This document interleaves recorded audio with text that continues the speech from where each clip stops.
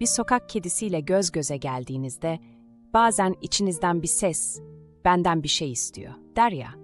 Aslında o ses çoğu zaman doğruyu söyler. Çünkü kediler konuşamasalar da yardım istemenin yollarını çok iyi bilirler.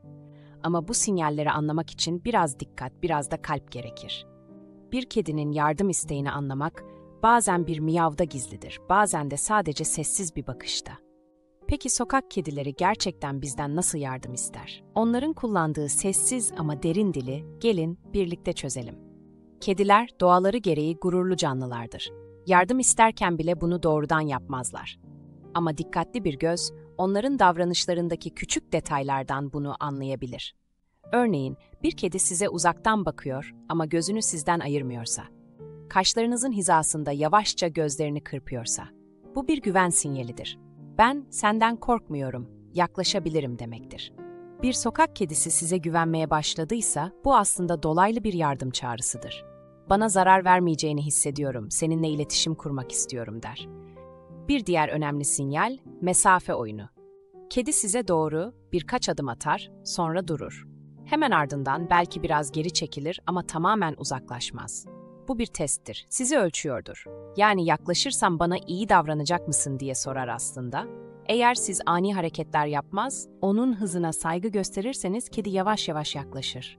Bu da, evet senden yardım istiyorum anlamına gelir. Bazen yardım istemenin en net hali miyavlamadır.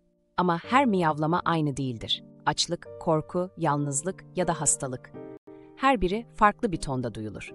Örneğin kısa, tiz ve aralıklarla gelen miyavlar genellikle açım anlamına gelir. Daha kısık ve uzun bir miyavlama ise yardım et, kötü durumdayım demektir.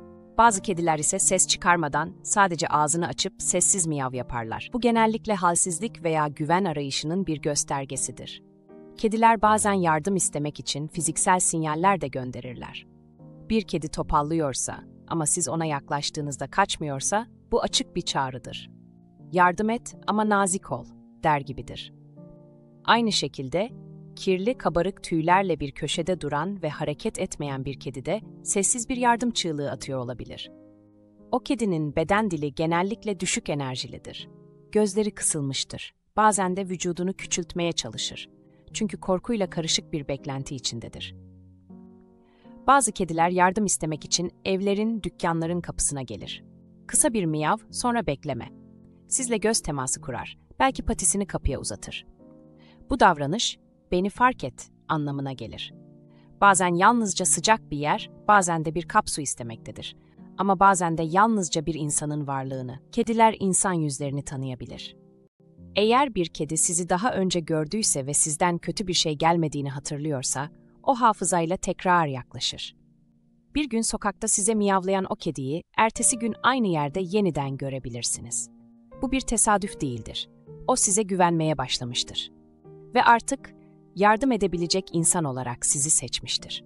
Bir başka sinyal de kuyruğun pozisyonudur. Bir kedi kuyruğunu yukarı dik tutarak size doğru geliyorsa, bu büyük bir güven göstergesidir. Ama eğer kuyruk aşağıdaysa ve kedi yavaş adımlarla size bakıyorsa bu bir tereddüt halidir. Yani korkuyorum ama yardım istiyorum mesajıdır. Bu durumda kediyi zorlamadan yere çömelip onun seviyesine inmek çok önemlidir. Sakin bir ses tonuyla konuşun. O, sesinizin enerjisini hisseder. Yardım isteyen bir kedi, bazen sadece çevrede dolaşır durur. Ama hep aynı noktada. Belki bir arabanın altında, belki bir çalının dibinde, sanki bir şeyi bekliyordur. İşte bu durumda genellikle ya yavrusu vardır ya da bir rahatsızlığı. O yüzden bir kedi size yaklaşmasa bile aynı bölgede sürekli görünüyorsa, bu da dolaylı bir yardım sinyali olabilir. Kediler sadece fiziksel değil, duygusal yardım da isterler. Yalnız kalmış, terk edilmiş bir sokak kedisi bazen sadece sizinle konuşmak ister. Yanınıza gelir, oturur ama dokunmanıza izin vermez. Sadece varlığınızı ister. Bu, kedi dilinde yanımda ol demektir. Peki biz bu sinyalleri fark ettiğimizde ne yapmalıyız? Öncelikle ani hareketlerden kaçının. Kedinin size yaklaşmasına izin verin. Elinizi hemen uzatmak yerine onun çevresinde kısa bir süre sakin durun. İzin verirse yavaşça elinizi uzatıp koklamasına izin verin. Bu onun tamam, güvendim dediği andır. Kediler yardım etmeye çalıştığınızda her zaman teşekkür etmezler. Bazen yardımı alır, sonra gider. Ama o güven anı o kısa temas.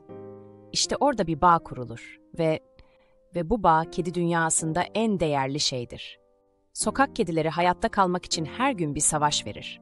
Ama yine de umutlarını kaybetmezler. Çünkü insanlara dair küçük bir inançları hep vardır. O yüzden bir kedi size bakıyorsa bazen sadece bir bakış değildir o. Bir çağrıdır. Beni fark et demektir. Gözümden değil kalbimden oku der. Unutmayın, kediler konuşmaz ama davranışları 1000 kelime söyler. Ve siz o kelimeleri duymayı öğrenirseniz belki bir canın kaderini değiştirirsiniz. İzlediğiniz için teşekkürler, sevgiyle ve patiyle kalın.